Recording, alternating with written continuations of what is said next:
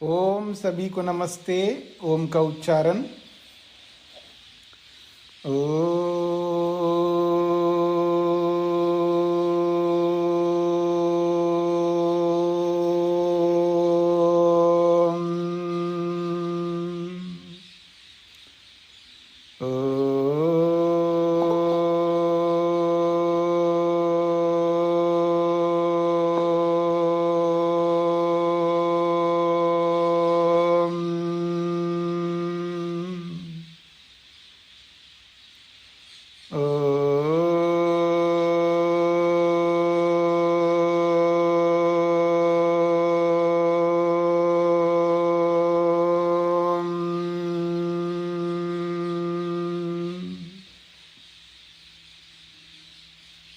वेदांत दर्शन के द्वितीय अध्याय के प्रथम पाद के 24वें सूत्र तक विचार हुआ है। प्रसंग चल रहा है परमात्मा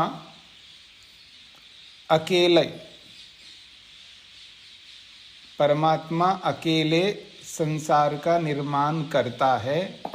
संसार के निर्माण में किसी और साधन की अपेक्षा नहीं रखता है, अन्य साधनों की अपेक्षा नहीं रखता है। इस बात को लोक से भी समझाना चाहते हैं। 25वां सूत्र है देवादिवद अपि लोके। देवादिवत, तकार और दकार दोनों बोल सकते, देवादिवद या देवादिवत।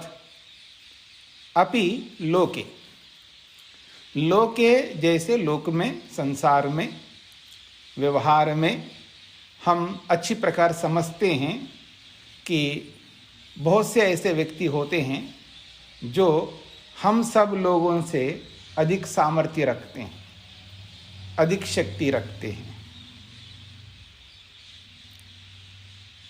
जैसे एक दिन आपको नहीं खिलाया जाए, चल सकता है, कोई 2 दिन अपने आप को सहन कर सकता है, कोई 4-5 दिन सहन कर सकता है। आप देखेंगे जैनी मत में जैनी लोग, जो साधु लोग विशेषकर 1 महीने 2 महीने 3 महीने ना खा करके चलाते हैं। उनका अपना सामर्थ्य, तपस्या करते हैं, पर उनका शरीर कैसा हो जाता है वो एक अलग बात है। बहुत क्षीण हो जाता है और कुपोषण हो जाता है, वो सारे दोष अलग बात है, लेकिन वो तप के नाम से वो ऐसा करते हैं। तो हर व्यक्ति में सामर्थ्य अलग अलग है, लेकिन किसी किसी में ऐसा भी सामर्थ्य होता है, वो दिनों दिन नहीं, महीनों महीनों नहीं, सालों साल तक कुछ नहीं खाता, पर वो कोई ऐसा विरला ही निकल के आता है, वो कुछ नहीं खाता, फिर भी उसके शरीर में पता नहीं क्या ऐसा सामर्थ्य है, वो ही कर सकता है, हर कोई कर नहीं सकता। तो व्यक्ति व्यक्ति में अलग अलग सामर्थ्य होते हैं। कुछ सामर्थ्य बनाए जाते हैं और कुछ सामर्थ्य जो है वो पीछे के कर्मों के कारण से उस व्यक्ति में आ जाते हैं। कई बार प्रश्न करते हैं ईश्वर को लेकर के कि जिसके हाथ नहीं, पांव नहीं, आंखें नहीं, कान नहीं, वो ये कैसे काम कर सकता है? ऐसे अनेक लोग बोलते हैं। ये आवश्यक नहीं है, जरूरी नहीं है कि ये साधन हो तो ही काम हो सकते हैं।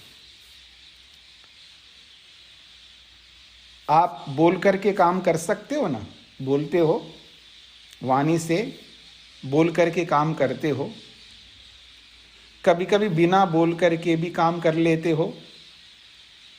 अब फिर वही बात आएगी, सास जो है बोल करके तो काम कराती है, बोल करके उसको डांटती है, बहू को कुछ कहती है, अच्छी बात भी कहती है और कभी दंडात्मक रूप से भी बोलती है। और जब वाणी से नहीं बोलना हो तो बोल तो रही है, वाणी से नहीं बोल रही है। तो मन से बोल रही ना, एक अलग सामर्थ्य है मन का। केवल एक सास और बहू या अध्यापक या विद्यार्थी की बात नहीं हो रही है। प्रत्येक व्यक्ति के अंदर ये सामर्थ्य है। वो कभी वाणी का प्रयोग करता है तो कभी मन का प्रयोग करता है, कभी शरीर का प्रयोग करता है। सामर्थ्य अलग अलग है। तो ये जरूरी नहीं है कि शरीर से करने पर ही हो, वाणी से भी करने से भी हो सकता है। कर्म जो है बहुत महत्वपूर्ण रखते, याद रखिएगा। कर्म, चाहे वो आप शरीर से कर्म करो या वाणी से कर्म करो या मन से कर्म करो, बहुत महत्व रखते। कर्म करना मुख्य बात है। ठीक है, जिसके पास सामर्थ्य वो शरीर से करता है, और जिसके पास सामर्थ्य नहीं है शारीरिक, वो वाणी से करता है, और जिसके पास वाणी का भी सामर्थ्य नहीं है तो वो मन से करता है। तो ठीक इसी प्रकार सामर्थ्य अलग अलग होते हैं। तो परमात्मा के अलग प्रकार के सामर्थ्य, हमारे सामर्थ्य अलग प्रकार के हैं। अल्प शक्ति वाले, अल्प ज्ञाता के, अल्पज्ञ के सामर्थ्य अलग होते हैं, और पूर्ण शक्ति वाले के और सर्वज्ञ के सामर्थ्य अलग होते हैं। तो जरूरी नहीं है कि कुम्हार या जुलाहा या अलग अलग कारीगर जो भी कर्म करने वाले होते हैं, वो अलग अलग साधनों को अपना के करते हैं, उनका वैसा सामर्थ्य है। लेकिन कोई कोई उन साधनों के बिना भी बहुत बड़ा काम कर लेता है, उसका वैसा सामर्थ्य है। तो इसलिए कहा देवादिवत। देव जो होते हैं, योगी होते हैं, बहुत बड़े तपस्वी होते हैं, बहुत अधिक योग्य होते हैं, वो ऐसे ऐसे कर्म करते हैं और आम आदमी नहीं कर पाता है। और आदि शब्द से संसार में भी कुछ ऐसे मनुष्य होते हैं जो देव तो नहीं है, लेकिन उन्होंने मेहनत करके अथवा पिछले जन्म के कर्मों के कारण से कुछ ऐसे सामर्थ्य, ऐसी शक्तियां प्राप्त करते हैं, वो सर्वसाधारण से ऊपर उठ करके आश्चर्यचकित करने वाले कार्यों को करते हैं। तो देवादिवत अपि लोके, लोके जैसे लोक में देव लोग या अलग अलग मनुष्य भी विशेष सामर्थ्य को लेकर के जैसे बहुत बड़े बड़े काम करते हैं, ठीक इसी प्रकार परमात्मा भी सर्वशक्तिमान, सर्वज्ञ, सर्वव्यापक आदि अनेक गुणों वाले होने के कारण से वो भी बिना अन्य साधनों के स्वयं ही सृष्टि की रचना करता है। ये इस सूत्र का अभिप्राय है। कहते हैं देवादयः सिद्धाः विद्वांसः योगिनः वा यथा बाह्य उपकरणम अंतरेण अपि योगादि बलेन अनुपस्थितस्य दूरस्थस्य च वस्तुनो ज्ञानम उपयोगम च लोके कर्तुम शक्नुवन्ति। कहते हैं देवादय, देवादि वो कौन हो सकते हैं? देवादि सिद्धाः, सिद्ध पुरुष हो सकते हैं। सिद्ध अलग होते हैं, विद्वांसः विद्वान अलग होते हैं, योगी अलग होते हैं। तो कुछ कुछ विशेषताओं को ध्यान में रखते हुए वो कैटेगरी, वो जो प्रकार यहाँ पर बताई गई है कि सिद्ध पुरुष है, विद्वान है, योगी है, वो जैसे बाह्य उपकरणम अंतरेण, बिना बाह्य साधनों के, योगादि बलेन, योग के बल पर, और आदि से योगाभ्यास तो नहीं करता है, जो सांसारिक सामान्य जो मनुष्य होता है योगाभ्यास तो नहीं करता है, लेकिन कुछ ऐसे कुछ उसके पास सामर्थ्य होते हैं जिनका प्रयास करके वो विशेष बल को प्राप्त करता है। तो इसलिए आदि शब्द का प्रयोग किया यहाँ पर।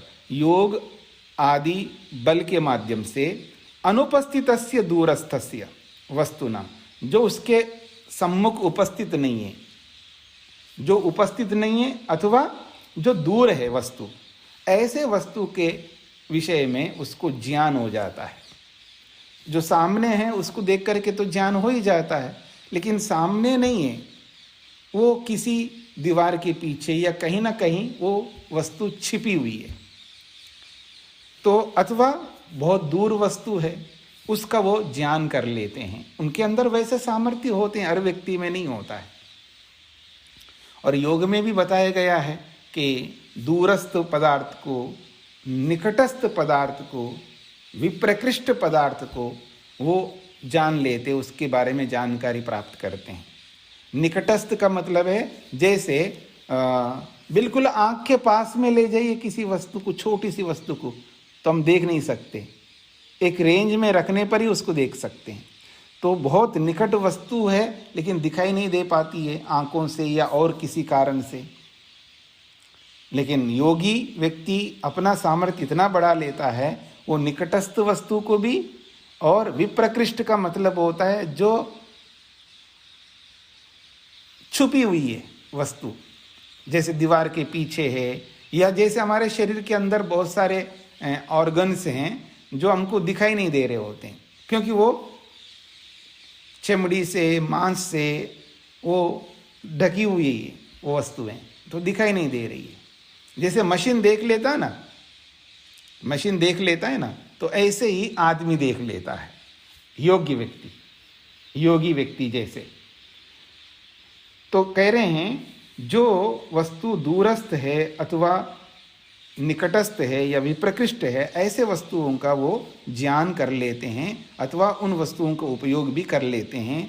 लोके कर्तुम शक्नुवन्ति, ये लोक में ऐसा देव लोगों के द्वारा, विशेष व्यक्तियों के द्वारा हो सकता है। तद्वत, वैसे ही परमात्मा स्वशक्ति योगात्, परमात्मा भी अपनी जो विशेष शक्ति है, सर्वशक्तिमत्ता रूपी उस शक्ति के योग से प्रकृति को द्रावयति, प्रकृति को जो है द्रवित कर देता है, यानी उसको, उसके अंदर हलचल पैदा कर देता, उसके अंदर विकार उत्पन्न कर लेता है, और विकार उत्पन्न करके उसमें हलचल पैदा करके विविध रूपे परिणमयति, और विविध प्रकार के पदार्थों के रूप में उनको परिणित कर देता है, उसको बदल देता है। सूत्रार्थ लिखिएगा, जिस प्रकार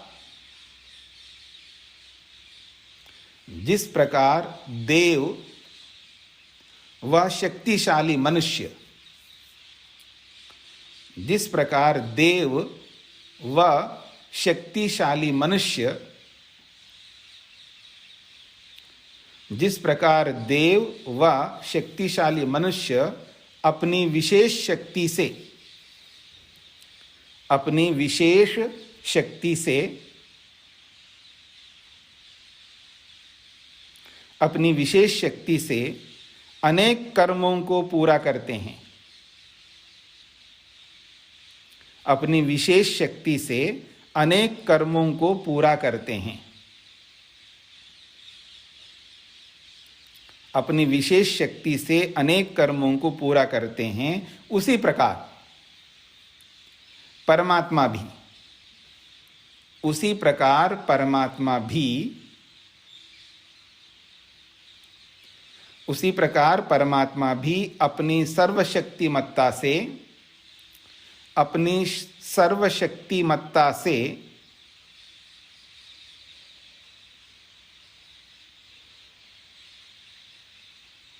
अपनी सर्वशक्तिमत्ता से अकेला जगत का निर्माण करता है,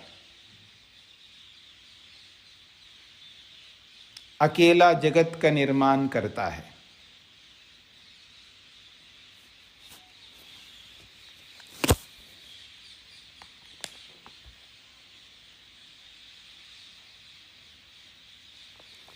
जिस प्रकार देव व शक्तिशाली मनुष्य अपनी विशेष शक्ति से अनेक कर्मों को पूरा करते हैं, उसी प्रकार परमात्मा भी अपनी सर्वशक्तिमत्ता से अकेला जगत का निर्माण करता है।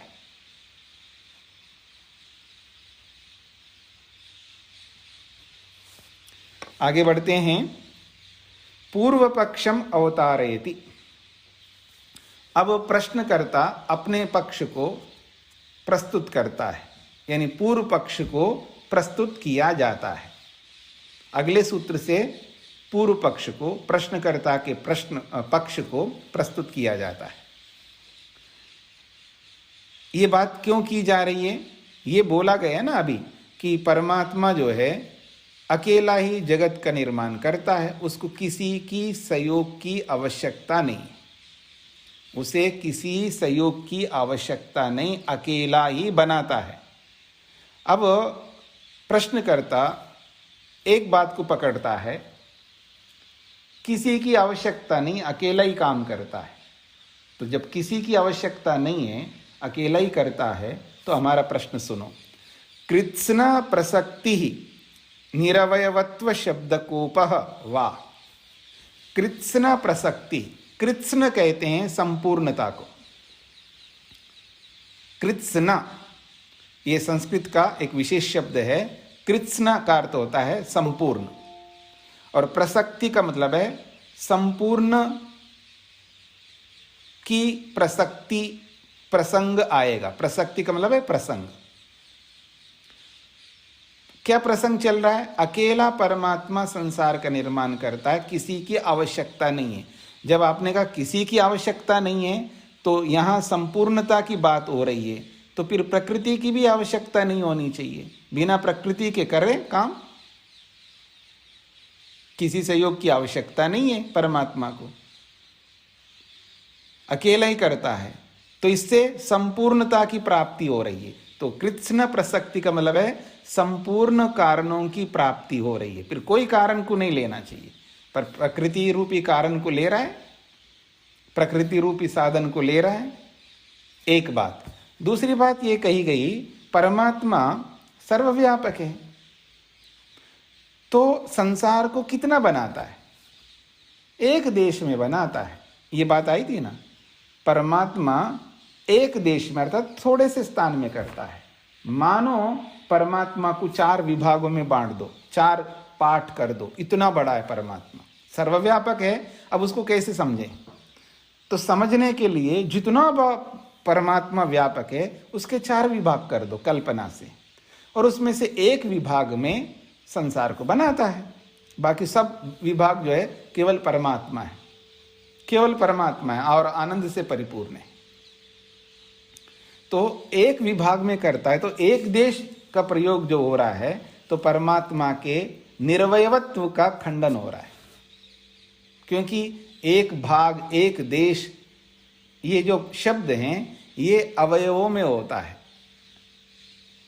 अवयव में का मतलब है जो असेंबलिंग करके अनेक पार्ट्स को मिला करके जब एक वस्तु को सामने रखा जाता है, उसी के पार्टीशंस होते हैं, उसी के विभाग होते हैं, उसी के अवयव अलग होते हैं। तो कहा जा रहा है परमात्मा जगत की उत्पत्ति एक देश में करता है। तो एक देश कहने से निरवयवत्व शब्दकोपः, निरवयत्व, परमात्मा के जो निरवयत्व का जो शब्द प्रमाण है, उस शब्द प्रमाण का कोपा, कोप करते हैं विरोध, वो विरोध आएगा। परमात्मा के निरवयवत्व का जो शब्द प्रमाण है उसका कोप, विरोध आएगा। ये सूत्र का अभिप्राय है। अब देखिए भाष्य को, यदि एवं परमात्मा बाह्य साधनम अनपेक्षा एव जगत रचयति। यदि परमात्मा बिना साधन के जगत की रचना करता है, तर्हि तो कृत्स्नस्य अपि साधनस्य अनपेक्षा प्रसक्ति स्यात्। तो कृत्स्नस्य संपूर्ण साधनों की अनपेक्षा होनी चाहिए, फिर किसी भी साधन की अपेक्षा नहीं रखनी चाहिए परमात्मा को।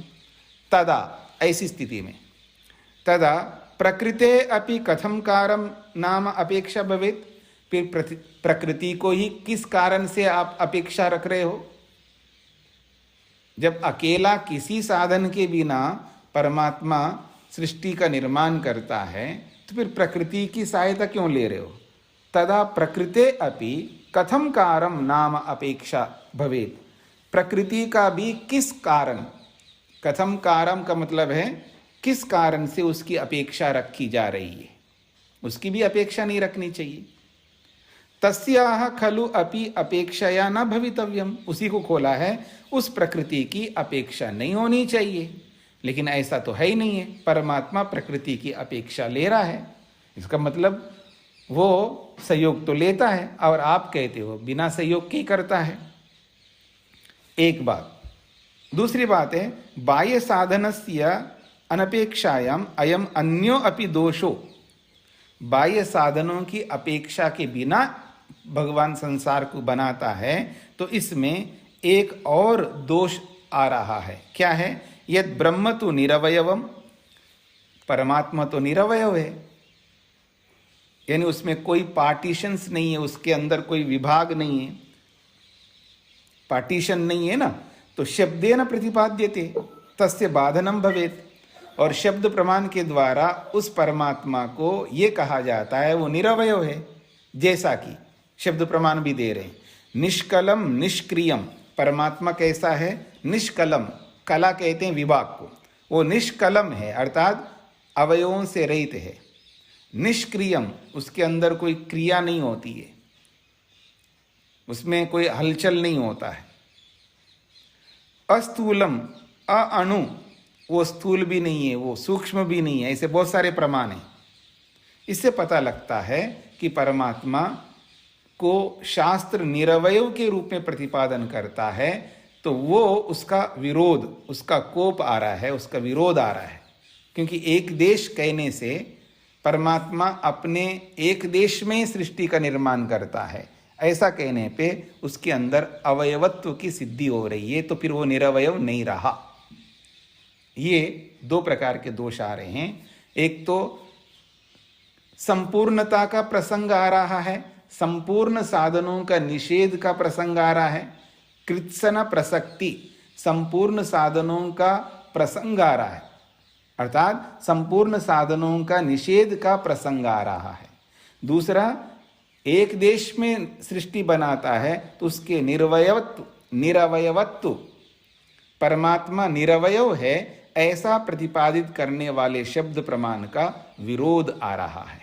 सूत्रार्थ लिखिएगा। यदि परमात्मा बाह्य साधनों के बिना ही,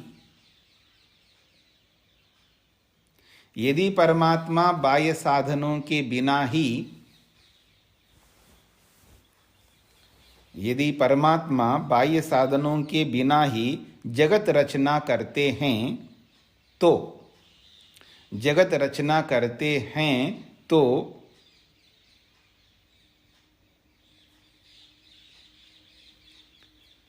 जगत रचना करते हैं तो संपूर्ण साधनों के बिना ही करे, संपूर्ण साधनों के बिना ही करे,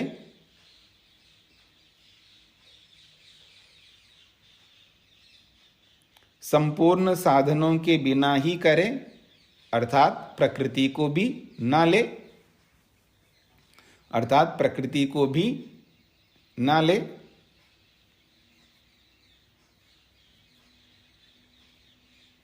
प्रकृति को भी ना ले, और परमात्मा के निरवयव होने से, और परमात्मा के निरवयव होने से भी विरोध आएगा, और परमात्मा के निरवयव होने से भी विरोध आएगा। ये प्रश्नकर्ता का पूरा सूत्र है। समाधत्ते, अब समाधान किया जा रहा है। श्रुतेस्तु शब्दमूलत्वात्, श्रुतेः तु शब्दमूलत्वात्, शास्त्र से, श्रुते का मतलब है शास्त्र से सिद्ध होने से, आपके कहने से बात नहीं बनेगी ना, प्रमाण से बात बनेगी। ऐसा होगा तो ऐसा होगा, ऐसा होगा तो ऐसा होगा, ये तो आपका कथन हो गया, उसके पीछे प्रमाण दो ना। कई बार मनुष्य बोलते जाते हैं, वो ये नहीं समझ पा रहे हम बोल क्या रहे हैं। आपने बहुत गलत किया है, नहीं आपने बहुत गलत किया है, मैं समझ रहा हूं ना, मैं आप बहुत गलत कर रहे हैं। आप भाई बोलते जा रहे हो, क्या गलत किया, किस कारण से वो गलत किया, कारण तो बताओ। नहीं, बिना कारण के, बिना प्रमाण के बस बोलते जा रहे हैं, बोलते जा रहे हैं, बोलते जा रहे हैं। चाहे परस्पर आपस की बातों में हो, चाहे किसी विषय के बारे में हो, व्यक्ति बातें बहुत अच्छी कर सकता है, इसमें कोई दो राय नहीं है, लेकिन आपकी अच्छी बातें तभी अच्छी होंगी जब उसके पीछे प्रमाण दोगे।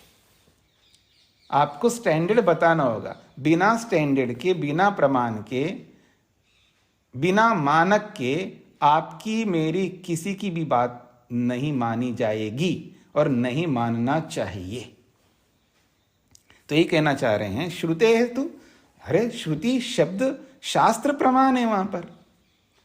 अच्छा, प्रमाण में आप ये आग्रह भी नहीं कर सकते कि यही प्रमाण होना चाहिए, नहीं आप दिखाओगे तो ही मानूंगा। प्रत्यक्ष प्रमाण की आप नहीं, प्रत्यक्ष दिखाओगे तो मानूंगा, ऐसी भी आप ऐसा आग्रह भी नहीं कर सकते। आपको प्रमाण चाहिए। प्रमाण होते हैं, चाहे वो प्रत्यक्ष हो, चाहे वो अनुमान हो या शब्द प्रमाण हो। क्योंकि जहां शब्द प्रमाण की आवश्यकता होती है वहां आप प्रत्यक्ष प्रमाण की अपेक्षा नहीं रख सकते, वहां अनुमान प्रमाण की भी अपेक्षा नहीं रख सकते। वहां शब्द प्रमाण से ही सिद्ध होगा। कोई बात शब्द प्रमाण से ही सिद्ध कराना पड़ता है या सिद्ध होता है, कहीं अनुमान प्रमाण से सिद्ध करना पड़ता है, कहीं प्रत्यक्ष प्रमाण से। मानक की आवश्यकता है, स्टैंडर्ड की आवश्यकता है। यही स्टैंडर्ड हो, यही मानक हो, यही प्रमाण हो, ये आग्रह नहीं रख सकते आप। क्यों नहीं रख सकते जी? क्योंकि एक ही प्रमाण से कोई बात सिद्ध नहीं हो सकती है, हर बात सिद्ध नहीं हो सकती। हर बात को आपको दिखाया नहीं जा सकता है, हर बात को आप प्रत्यक्ष नहीं कर सकते, सामर्थ्य नहीं हमारे पास में, हो ही नहीं सकता। मैं कहूं सृष्टि बनी है जी, बिल्कुल बनी है, आप कहेंगे दिखाओगे जी, मैं कैसे दिखा सकता हूं? जब बन रही थी ना आप थे ना मैं थे, कैसे दिखाऊंगा? बनी है इतने समय पहले, 2 अरब वर्ष पहले, अब मैं कैसे दिखाऊंगा आपको प्रत्यक्ष? सृष्टि बिगड़ती है जी, प्रत्यक्ष दिखाओ जी कैसे बिगड़ती है? नहीं दिखा सकता। जब बिगड़ रही होती तो ना आप रहोगे ना मैं रहूंगा। तो हर बात आप प्रत्यक्ष से नहीं कर सकते, हर बात आप अनुमान से नहीं कर सकते, हर बात आप शब्द प्रमाण से नहीं कर सकते। जहां जिस प्रमाण की आवश्यकता होती है, जहां जो प्रसंग होता है उसके अनुसार उस प्रमाण की आवश्यकता है।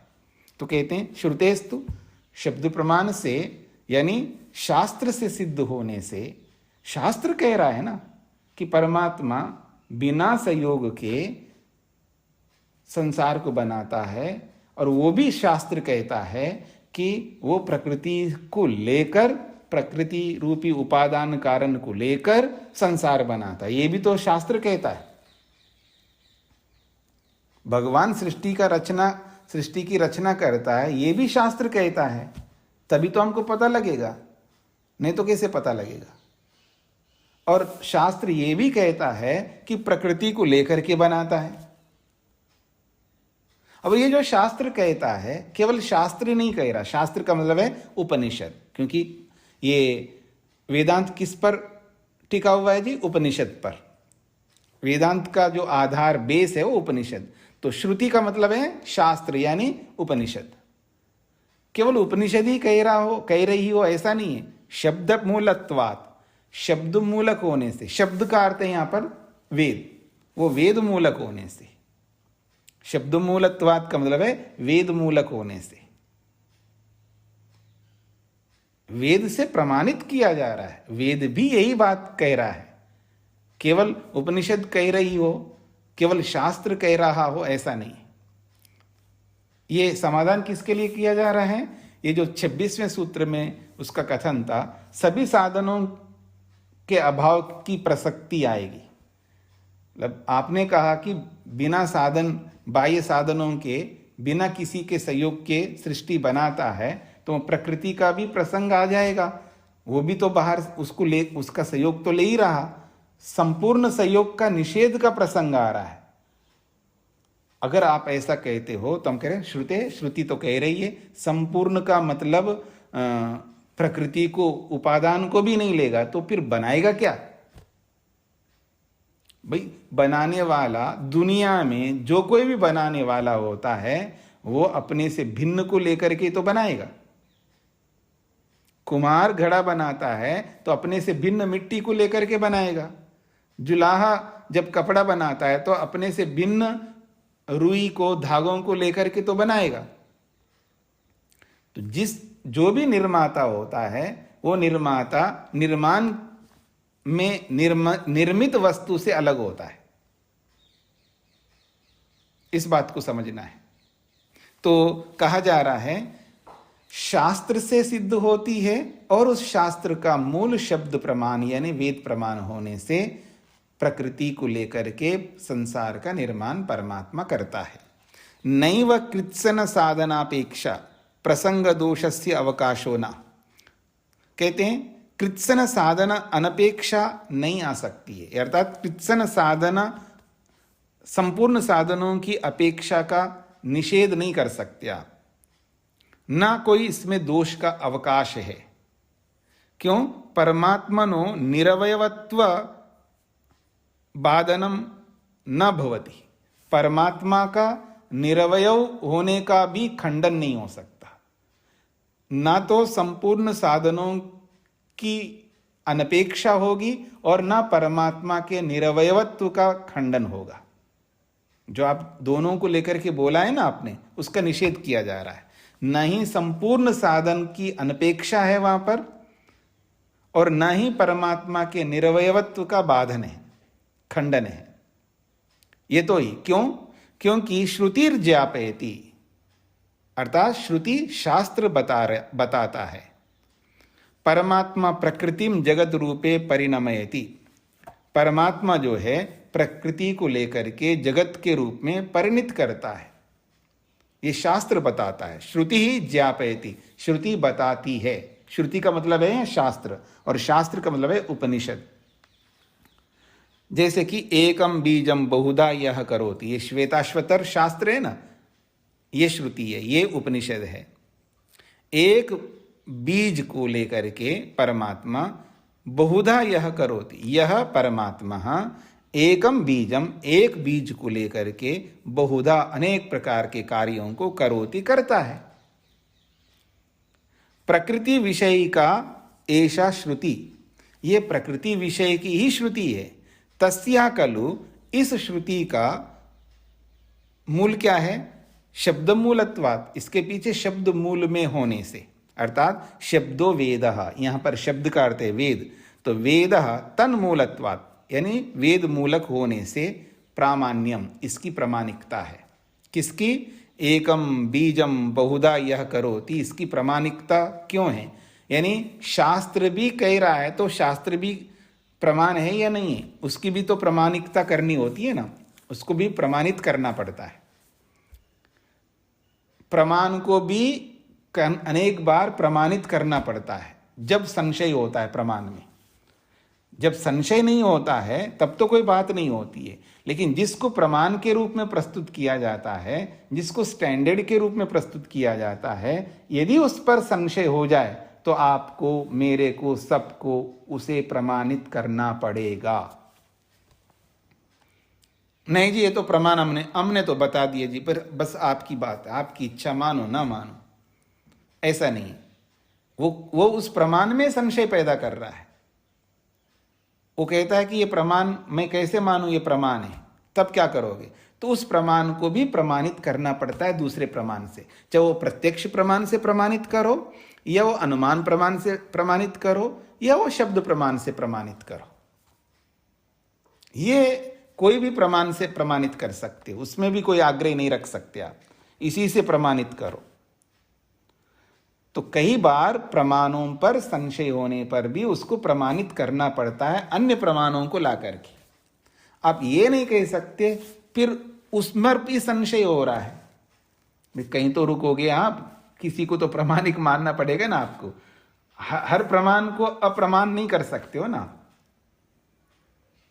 किसी स्थान पर, किसी प्रमाण पर यदि हमें संशय हो जाता है, फिर उस प्रमाण के संशय को हमें दूर करने के लिए दूसरे प्रमाण का सहारा लेना पड़ता है।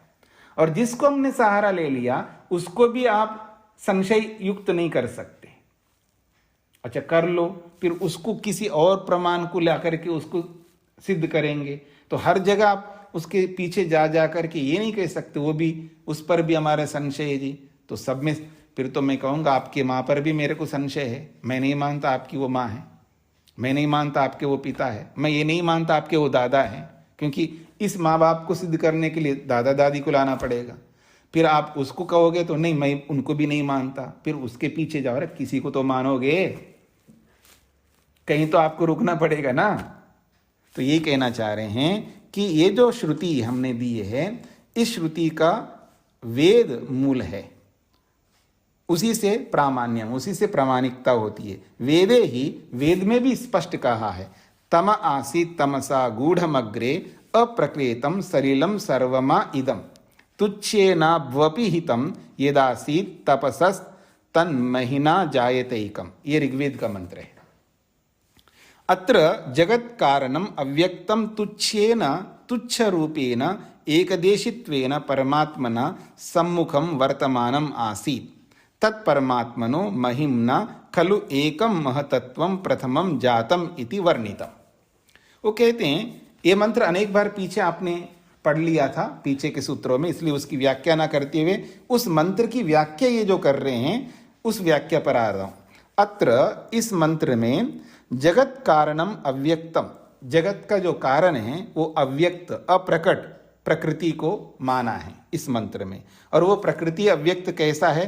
तुच्छेना, तुच्छ रूप में है, अर्थात बहुत कम मात्रा में है। तुच्छ रूपेण का मतलब है इतने बड़े परमात्मा में, इतने व्यापक परमात्मा में थोड़ा सा एक देश में है वो प्रकृति, वो सर्वव्यापक तो है ही नहीं है, वो थोड़ा मात्रा में। एक प्रकार से बड़े वस्तु के सामने छोटी वस्तु को हम तुच्छ कह देते हैं, अर्थात इसका कोई अस्तित्व नहीं है इतने बड़े। अब हाथी के सामने चींटी का क्या अस्तित्व है बताइए?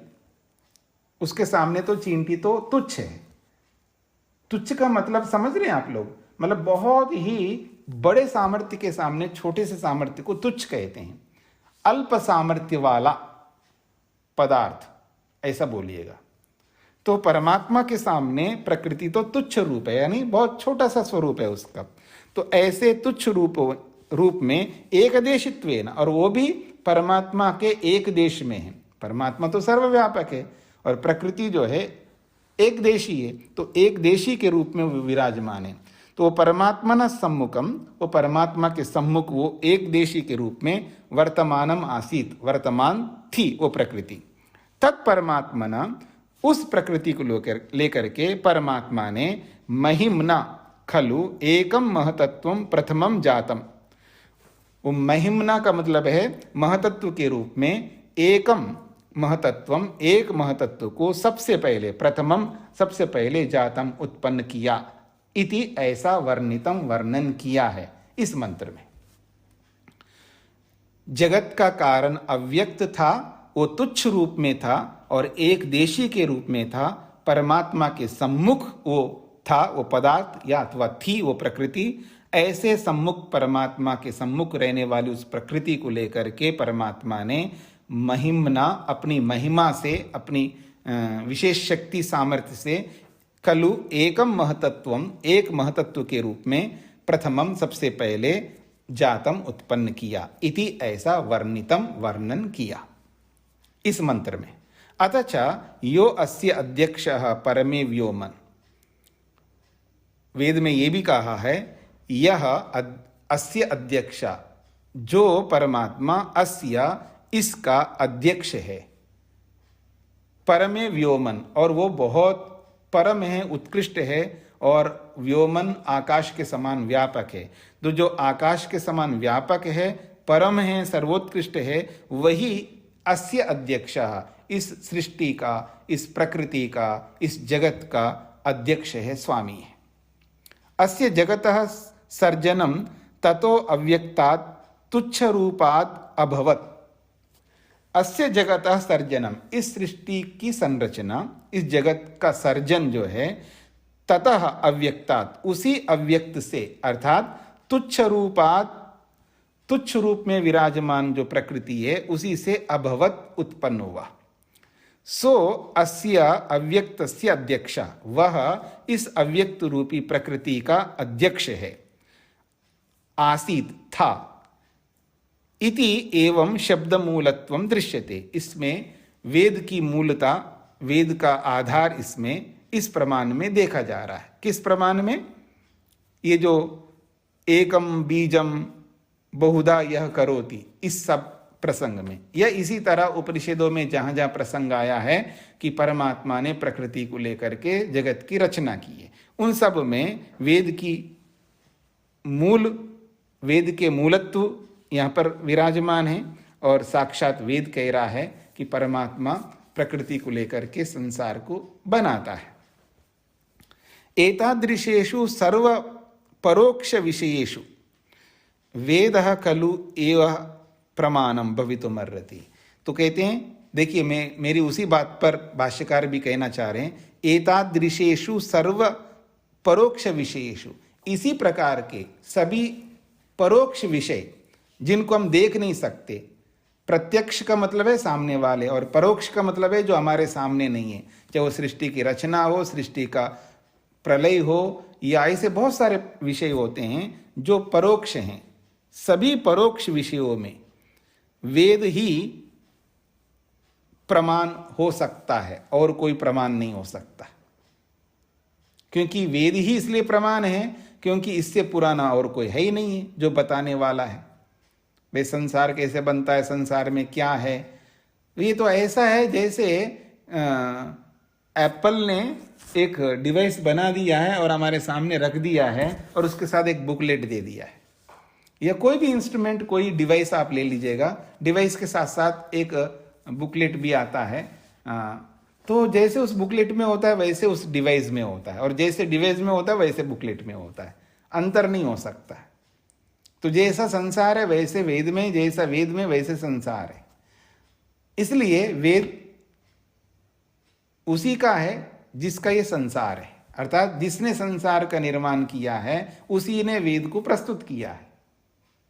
और वेद से पहले और कोई पुस्तक हमारे सामने आ नहीं रही है।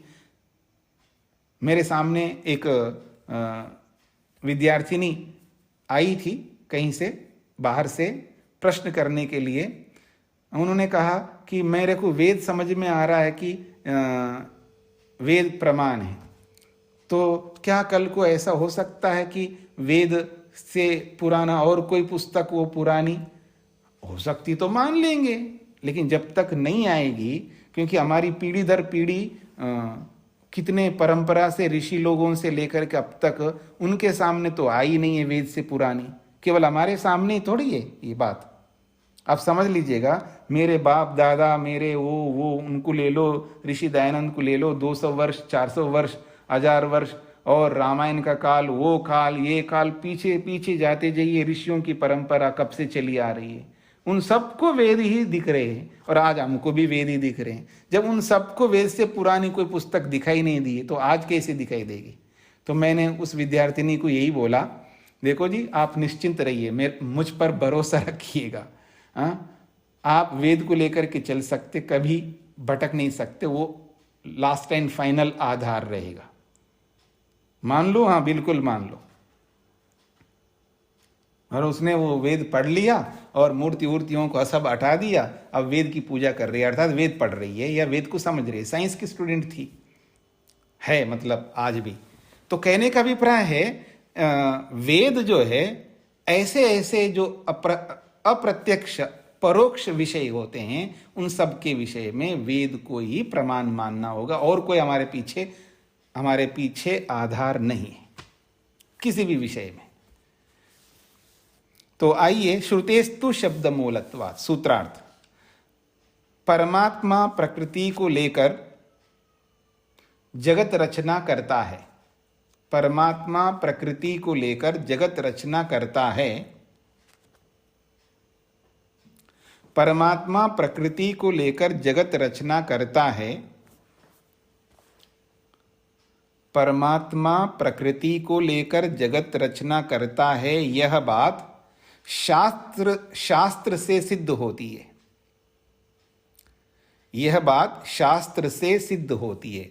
अब शास्त्र की जगह उपनिषद से सिद्ध होती है, ये भी लिख सकते हैं। यह बात शास्त्र से सिद्ध होती है, और शास्त्र वेद मूलक होने से, और शास्त्र वेद मूलक होने से और शास्त्र वेद मूलक होने से, वेद मूलक का मतलब है वेद से प्रमाणित होने से। वेद मूलक, मूलक शब्द का अर्थ होता है, वेद मूलक शब्द का अर्थ है वेद से प्रमाणित होने से, क्योंकि ये जो शास्त्र है ये वेद से प्रमाणित होने से, ये है वेद मूलक का अभिप्राय। और शास्त्र वेद मूलक होने से पूर्व सूत्रोक्त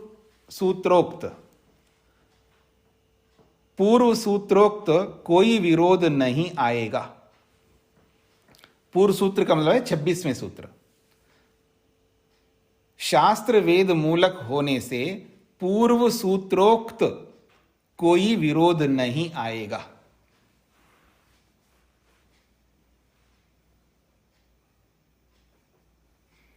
हाँ जी, आगे बढ़ते हैं। इसी बात को और स्पष्ट करते हुए आगे सूत्र से बताया जा रहा है, आत्मनि चैवम विचित्राश्च, आत्मनि च एवं विचित्राः च और आत्मनि, आत्मा से यहां परमात्मा ले रहे हैं, आत्मनि परमात्मा में एवं इसी प्रकार की विचित्राः विचित्र शक्तियां हैं। केवल जगत की रचना ही करता हो ऐसी बात नहीं है, जगत की रचना के साथ साथ और भी विचित्र अद्भुत सामर्थ्य शक्तियां हैं परमात्मा में। आत्मनि च एवं विचित्राः, परमात्मा में इसी प्रकार से अद्भुत विचित्र शक्तियां विराजमान हैं। इसका यह अर्थ होगा, सर्वेषां आत्मरूपे परमात्मनि तु एवं विचित्राः प्रभावाः भवन्ति। सर्वेषां आत्मरूपे, सभी का आत्मरूप देखेंगे, यानी समस्त सृष्टि को ध्यान में रख करके, वो आत्मरूप अर्थात परमात्मा में तू तो एवं इसी प्रकार से विचित्राः प्रभावा भवन्ति, विचित्र प्रभाव होते हैं परमात्मा में। क्यों? तस्य सर्वशक्तिमत्वात्, क्योंकि उसकी जो शक्ति है वो सर्वशक्तिमत्ता है, यानी सर्वाधिक शक्ति होने से। यत् सह ब्रह्म उपकरणम अंतरेण, जो कि वह परमात्मा बाह्य उपकरणम अंतरेण, किसी बाह्य साधन के बिना स्वयं अपनी शक्ति सामर्थ्य से प्रकृतिम द्रावयेत, प्रकृति में हलचल उत्पन्न करता है, श्रावयेत उसको दौड़ा सकता है, परिणमयेत उसको बदल सकता है। किस रूप में? जगत रूपे, जगत के रूप में। जगत रूप में बदलने के लिए उसको गति, द्रावयेत गति दे सकता है, श्रावयेत उसको दौड़ा सकता है, परिणमयेत उसको बदल सकता है। तो द्रावयेत कहो, श्रावयेत कहो, परिणमयेत कहो, एक ही बात है, लेकिन थोड़ा थोड़ा अंतर है। उसको द्रवित कर सकता है, द्रावयेत का मतलब है प्रकृति को द्रवित कर सकता है, श्रावयेत उसको सरका सकता है। द्रवित करना अलग बात है और श्रावित करना अलग बात है, और परिणमयेत परिणित बदलना अलग बात है। सूक्ष्मता से देखेंगे एक ही अर्थ जैसा होता है, लेकिन थोड़ा थोड़ा अंतर होता है। द्रव बनाना अलग है, उसको सरकाना अलग है, उसको बदलना अलग है, थोड़ा थोड़ा अंतर है। द्रवित करना भी तो बदलना है, श्रावित करना भी तो बदलना है। अब अविद्या तो अविद्या एक ही चीज है। अब उसी अविद्या को राग बोल रहे हैं, उसी अविद्या को द्वेष बोल रहे हैं, उसी अविद्या को अस्मिता बोल रहे हैं। थोड़ा थोड़ा अंतर है ना। मूल में एकत्व है, लेकिन थोड़ा उसके स्वरूपों में थोड़ा थोड़ा अंतर होता है। तो ऐसे ही यहां पर है। तो सूत्रार्थ लिखिएगा, परमात्मा में ऐसी विचित्र अद्भुत शक्तियां, परमात्मा में ऐसी विचित्र अद्भुत शक्तियां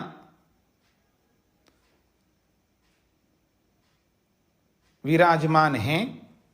परमात्मा में ऐसी विचित्र अद्भुत शक्तियां विराजमान हैं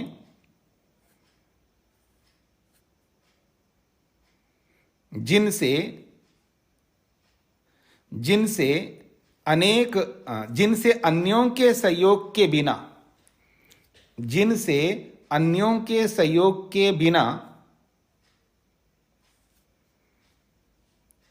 परमात्मा में ऐसी विचित्र अद्भुत शक्तियां हैं जिनसे अन्यों के सहयोग के बिना अन्यों के सहयोग के बिना सृष्टि संबंधी सब कार्य सृष्टि संबंधी सब कार्य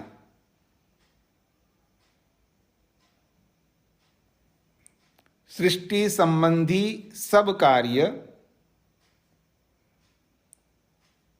अकेले कर लेते हैं, अकेले कर लेते हैं।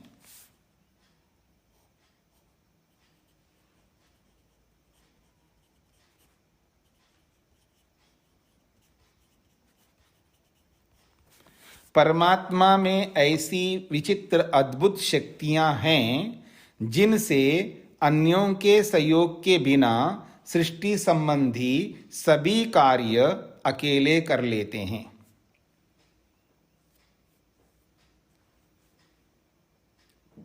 आगे बढ़ते हैं जी। स्वपक्ष दोषाच्च स्वपक्ष दोषात् च प्रश्नकर्ता जो प्रश्न उपस्थित कर रहा है उसको यह समझ में नहीं आ रहा है कि मैं जो बात कह रहा हूं वो मेरे ही विरुद्ध हो जाएगा। जैसे पीछे बताया था ना, पीछे भी इसी बात को लेकर के एक अलग प्रसंग में बात कही गई थी, फिर यहां इस प्रसंग में भी वही बात ले आए सूत्रकार। स्वपक्ष दोषात च और प्रश्नकर्ता का जो पक्ष था कि परमात्मा को किसी की सहयोग की, किसी साधनों की, किसी साधन की अपेक्षा नहीं रखनी चाहिए। वो अकेले में सामर्थ्य, उसको सहयोग की अपेक्षा नहीं रखनी चाहिए। यही तो बात कर रहा था वो, ये दो तीन सूत्रों में। उसको ये समझ में नहीं आ रहा, ऐसा कहकर के अपने ही पांव पर कुलाड़ा मार रहा हूं। क्या है उसका पक्ष में, क्या दोष आएगा? अब सुन लीजिएगा भाष्य में। स्वपक्ष पूर्व पक्ष, स्वपक्ष का अर्थ है पूर्व पक्ष, अर्थात प्रकृति जगता स्वतंत्रम कारणम। प्रकृति जो है जगत का स्वतंत्र कारण, उसका यही तो पक्ष था ना कि भगवान की क्या आवश्यकता है, परमात्मा की क्या आवश्यकता है। प्रकृति स्वयं जगत का निर्माण करेगी, प्रकृति स्वयं जगत का निर्माण करेगी, ये उसका पक्ष है प्रारंभ में जो चला आ रहा है। और उसी पक्ष का यहां खंडन कर रहा है। कैसे? आप कहते हो परमात्मा में इतना सामर्थ्य, इतनी शक्ति है, उसको किसी भी सहयोग की आवश्यकता नहीं है, तो उसको वो हटाने के लिए कहता है। फिर तो किसी भी का सहारा मत लो ना, प्रकृति का सहारा क्यों ले रहे? उसका भी सहारा नहीं है, उसका भी सहारा मत लो। ऐसा बोलते ही उसका जो पक्ष था, प्रकृति स्वयं जगत की रचना करने में समर्थ है, तो फिर वो प्रकृति नहीं रहेगी ना उसके। इस बात को मानेंगे तो उसके इस बात को मान ले हम। अच्छा ठीक है जी, परमात्मा इतना सामर्थ्य रखता है, इतनी शक्तिशाली है, किसी भी वस्तु की, प्रकृति की भी अपेक्षा नहीं, किसी की अपेक्षा नहीं है, तो क्या सिद्ध होगा?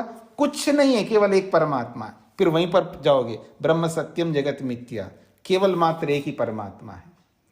तो केवल एक ही परमात्मा है, उसको किसी भी प्रकृति की या किसी भी चीज की आवश्यकता नहीं है, वो स्वयं ही जगत का संरचना करता है। तो फिर आपने बीच में प्रकृति खुद कर लेती है, भगवान की आवश्यकता नहीं है, ये जो आपने माना था उसका खंडन हो जाएगा ना। फिर ये कह रहे हैं कि प्रकृति जगत स्वतंत्रम कारणम, प्रकृति इस जगत का स्वतंत्र कारण है, परमात्मा की क्या आवश्यकता है यहाँ पर। ऐसा जो आपका पक्ष था, सह स्वपक्ष, वो उसका अपना पक्ष है। अनेन दुष्येता, यहां के सिद्धांत को मानेंगे तो वो पक्ष दूषित हो जाएगा। यदि प्रकृति भिन्नानाम साधनांतराणाम अपेक्षा अभीष्टा स्यात्, यदि वो ये बात मान लेता है प्रकृति भिन्ना नाम, अर्थात प्रकृति से भिन्न जो साधनांतर, कोई साधन की अपेक्षा नहीं है, संपूर्ण साधन की अनपेक्षा को सामने रख करके उसको ये बात लगती है, तो ये अपने पक्ष का खंडन हो जाएगा। तो कहते हैं स्वपक्षः, वो उसका अपना पक्ष है। क्या? प्रकृति जगत का स्वतंत्र कारण है, ऐसा उसका जो पक्ष है। अनेना, इस कारण से दुष्येता, दूषित हो जाएगा। यदि, वो कौन सा कारण है? यदि प्रकृति भिन्नानाम साधनांतराणाम अपेक्षा अभीष्टा स्यात्, प्रकृति से भिन्न साधनों की अपेक्षा अगर उसको है, यानी प्रकृति से भिन्न साधनों की अपेक्षा नहीं है, ऐसा उसको है, इसका मतलब प्रकृति को मान रहा है। प्रकृति से भिन्न साधनों की कोई अपेक्षा नहीं है, ये अगर ये बात मानता है तो प्रकृति से भिन्न किसी भी साधनों की अपेक्षा नहीं, मतलब परमात्मा की भी अपेक्षा नहीं है। प्रकृति स्वतः सृष्टि को बना लेती है, ये उसका सिद्धांत है। अगर ऐसा है तो वो उसका अपना ही पक्ष खंडित हो जाएगा, अर्थात वो प्रकृति को मान रहा है। तो जब मान रहे हो तो उसी प्रकृति को लेकर के परमात्मा बनाता है, तो इसको मानने में क्या दिक्कत हो रही है? तो ये वो एक श्रृंखला की तरह, वो बात, ये बात, ये बात, वो बात, सारी बातें एक साथ जुड़ी हुई हैं। तो वो पीछे के प्रसंग को आप ध्यान में लाओगे, उसकी आवृत्ति करोगे, उसको समझोगे, तो ये भी बात समझ में आ जाएगी। मतलब वो प्रश्नकर्ता जो है ना, कभी कोई सिद्धांत रखता है, कभी कोई सिद्धांत रखता है। कभी तो कहता है कि जगत कुछ नहीं है, ब्रह्म सत्यम जगत मिथ्या, केवल एकमात्र परमात्मा को मानता है। फिर उसका खंडन करके हम प्रकृति को भी लाते हैं और परमात्मा को भी लाते हैं, तो फिर वो प्रकृति को मान लेता है, प्रकृति खुद कर लेती, फिर इसको परमात्मा की क्या आवश्यकता है? क्योंकि शास्त्र कहता है प्रकृति संसार को बनाती है। वो प्रसंग चला आया, तो वो प्रसंग चला है तो प्रकृति को उसने स्वीकार कर लिया। फिर बीच में प्रसंग आया, परमात्मा की आवश्यकता है, परमात्मा ही बनाता है, क्योंकि वो ही चेतन है बनाने वाला। वो प्रकृति जड़ होने से वो कुछ नहीं कर सकती है, इसलिए बनाने वाला परमात्मा है। ये प्रसंग चल पड़ा। जब ये प्रसंग चल पड़ा है, वो कहता है नहीं, प्रकृति खुद बना लेती है, ये बोल दिया उसने। फिर कहा चलो मान लेते हैं परमात्मा बनाता है। जब बनाता है तो किसी भी साधन की अपेक्षा नहीं होनी चाहिए परमात्मा को, क्योंकि वो सर्वशक्तिमान है। तो फिर आप प्रकृति को क्यों सहारा ले रहे हो? क्योंकि सभी साधनों की अप्राप्ति हो जाएगी वहां पर। तो ऐसा करते हुए फिर वो जो पहले उसने सिद्ध किया था, प्रकृति स्वतः खुद जगत को बनाती है, वह परमात्मा की अपेक्षा नहीं है, उसका उस पक्ष का खंडन हो जाएगा। यहां पर ये बात कही गई है। पता नहीं आपको कितना समझ में आ गया। सूत्रार्थ लिखिए पहले। प्रश्नकर्ता के अपने ही पक्ष में, प्रश्नकर्ता के अपने ही पक्ष में दोष आ जाता है।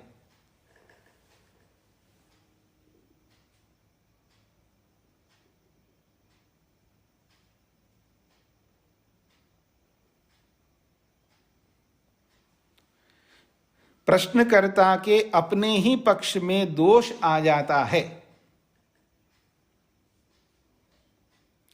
यदि प्रकृति से भिन्न साधनों को स्वीकार नहीं किया जाता है तो।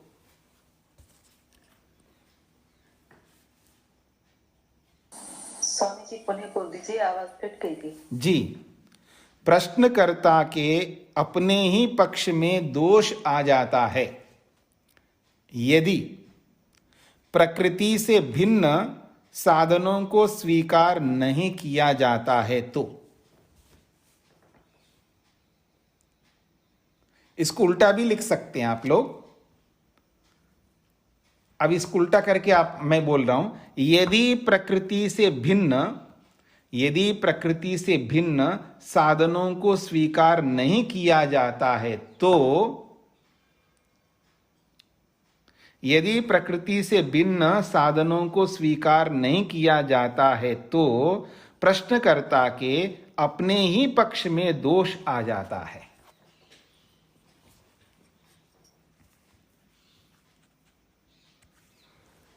ठीक है जी। अलग अलग पक्षों को लेकर के ये जो इतना विस्तार, इतना प्रपंच जो किया जा रहा है, ये प्रपंच जो है आपाततः प्रथम दृष्टि से ऐसे लगता है इतना कहने की क्या आवश्यकता है, लेकिन बहुत आवश्यकता है। इन अलग अलग प्रसंगों के माध्यम से अलग अलग सिद्धांत हमारे सामने सामने आते हैं, अलग अलग बातें सामने आती हैं और वो विषय एकदम खुलता जाता है और उसके आनुषंगिक, उसके साथ जो भी जुड़े हुए विषय होते हैं वो भी स्पष्ट होते जाते हैं और हमारा जो ज्ञान है वो व्यापक बनता जाता है, संकुचित नहीं रहता है। तो ज्ञान को जितना हम व्यापक बनाएंगे उतना ही हम अविद्या से ऊपर उठ पाएंगे। मेरी बात को थोड़ा समझने का प्रयत्न करिएगा। एक विशेष बात कही जा रही है। कई बार आदमी को ऐसा लगता है बस सुन लिया, जान लिया, समझ लिया, उसी बात को बार बार अलग अलग एंगल से, अलग अलग तरीके से बोला जा रहा है। बात तो वही तो है, बिल्कुल वही बात है, लेकिन उस बात को अलग अलग एंगल से, अलग अलग दृष्टियों से, अलग अलग विधियों से जब प्रस्तुत किया जाता है तो उसके साथ में बहुत सारे विषय और साथ में जुड़ जाते हैं। तो वो जो विषय है, मुख्य विषय, वो व्यापक बनता जाता है, वो बिल्कुल इतना विस्तृत हो जाता है। फिर वहां पर किसी भी रीति से आपके मेरे में किसी के मन में संशय उत्पन्न होता है, वो सारे संशय का समाधान कर लेगा व्यक्ति, क्योंकि व्यापक दृष्टि से उसको समझ लिया है। अगर ऐसा नहीं होता है तो संकुचित दृष्टि रहेगी।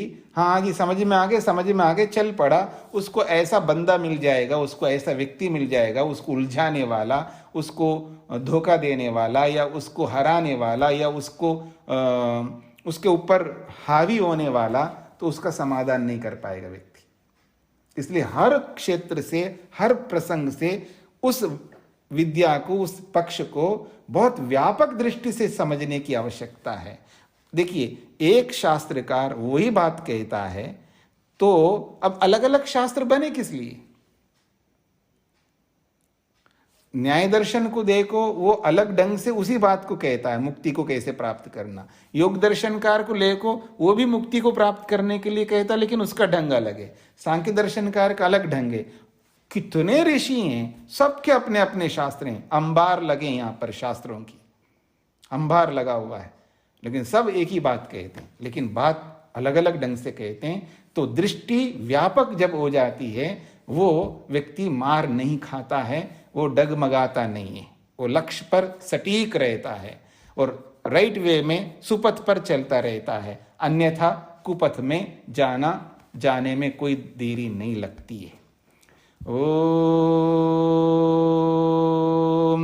शांति शांति शांति।